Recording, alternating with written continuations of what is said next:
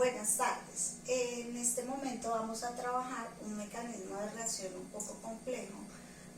Básicamente es característico de las cetonas y de los aldehídos. Este mecanismo de reacción es la formación de hemicetales y cetales cuando hablamos de las cetonas, y en el caso de los aldehídos sería la formación de hemiacetales y acetales. ¿Por qué estoy hablando de hemicetales y cetales? Como ustedes pueden darse cuenta, es un proceso en primer lugar de adición. En este caso lo que vamos a buscar es adicionar a la molécula de 2-propanona un alcohol, que en este caso es el etanol. Puede ser un alcohol cualquiera de cualquier número de carbonos. Este proceso viene en dos fases. Una primera fase que corresponde a la formación del hemicetal. ¿Qué es un hemicetal? Para que podamos mirar cuando tengamos el subproducto. El hemicetal es un éter hidroxilado. Quiere decir que en la primera fase nuestro producto a obtener tendrá un enlace éter y en el mismo carbono tendrá un enlace OH de los alcoholes.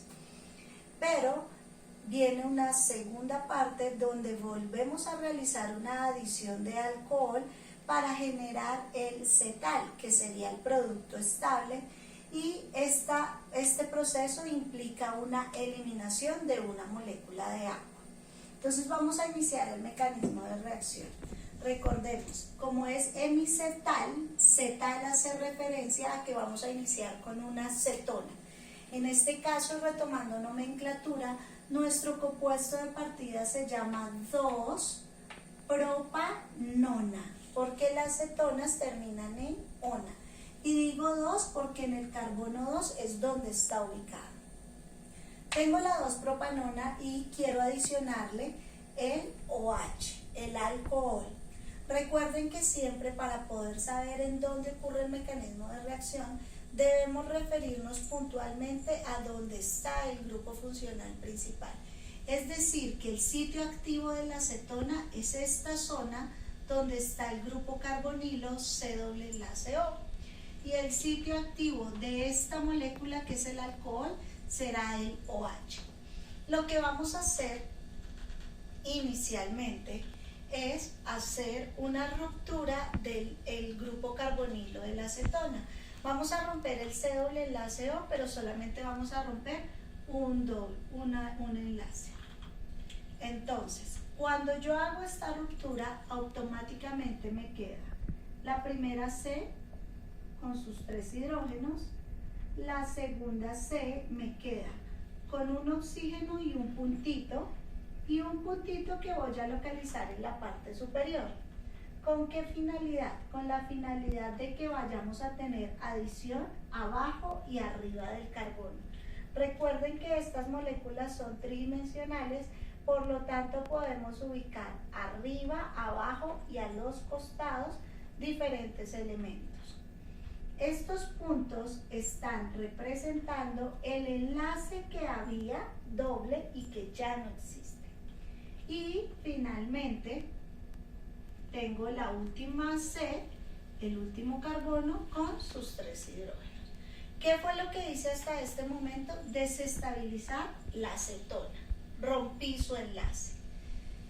Ahora voy a hacer el segundo proceso, que será una ruptura del enlace OH. Al hacer esta ruptura vamos a obtener dos subproductos. Ojo, vamos a obtener un subproducto que es un hidrógeno con un puntito. Ese hidrógeno puntito lo que me está referenciando es que él ahora está libre, antes estaba unido con el oxígeno. Y una segunda parte que es el oxígeno con un puntito, porque aquí estaba el enlace OH que ya no existe. Pero ese oxígeno tiene adicional 2 átomos de carbono. Ellos siguen exactamente iguales porque ahí no se ha presentado ningún tipo de mecanismo. Como ya tenemos puntos disponibles y espacios acá de la que era cetona, optamos por hacer el primer proceso, que es adicionar estas moléculas para obtener el hemicetal. ¿Cómo lo vamos a hacer? Entonces, me dice que el hemicetal es un éter hidroxilado. Recordemos que el hidrógeno tiene afinidad con el oxígeno. Por lo tanto, el hidrógeno ingresará a donde está el oxígeno. ¿Para qué? Para formarme el grupo OH o hidroxilo, que es el correspondiente alcohol. Pero a su vez, esta parte que me quedó libre pasará a formar parte de este átomo de carbono. ¿Para qué? Para formar un enlace éter. Quiere decir que la molécula que nos queda resultante en este momento es la siguiente.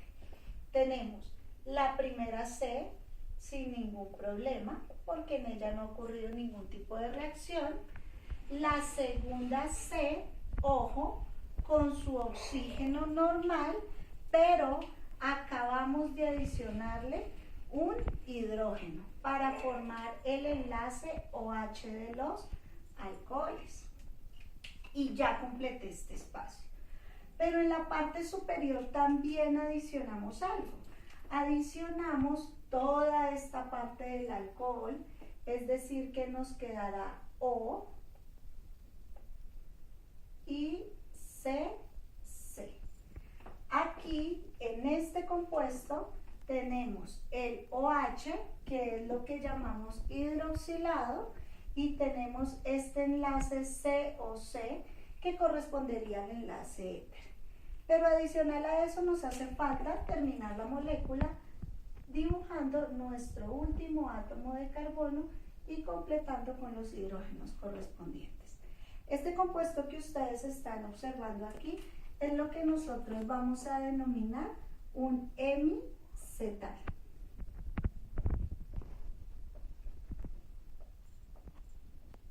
Como lo dije al inicio del video, el hemicetal es un éter hidroxilado. Es un éter con un OH. Pero resulta que este compuesto no es muy estable. Por lo tanto, implica un segundo proceso que es llegar hasta el cetal. Para ello, lo que hacemos es adicionar nuevamente una molécula de alcohol. En este caso, a este compuesto vamos a adicionarle nuevamente etanol.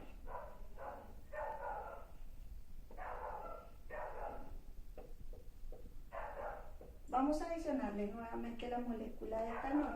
Nuestro producto resultante debe ser el cetal, pero acá es importante que tengamos en cuenta que para poder generar el cetal se debe generar un proceso adicional que es la eliminación de una molécula de agua. Entonces, ¿de dónde va a salir mi molécula de agua? Mi molécula de agua va a salir de este compuesto. Tengo en esta parte un OH y tengo en esta parte del compuesto una H que voy a poder eliminar, que es la misma que adicioné. Entonces, cuando yo elimino la molécula de agua, lo que va a resultar es lo siguiente. Entonces, si sacamos esta H y sacamos este OH, automáticamente lo que obtengo es H2O. Pero vamos a mirar cómo nos quedaron los compuestos resultantes. Voy a dibujar en esta parte este compuesto. Me está quedando C, esta primera C, arriba tenemos una O, esa O tiene dos Cs que eran las correspondientes del alcohol y abajo me quedó una O con un puntico.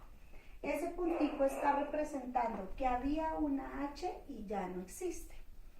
Y la última C que la dejamos intacta.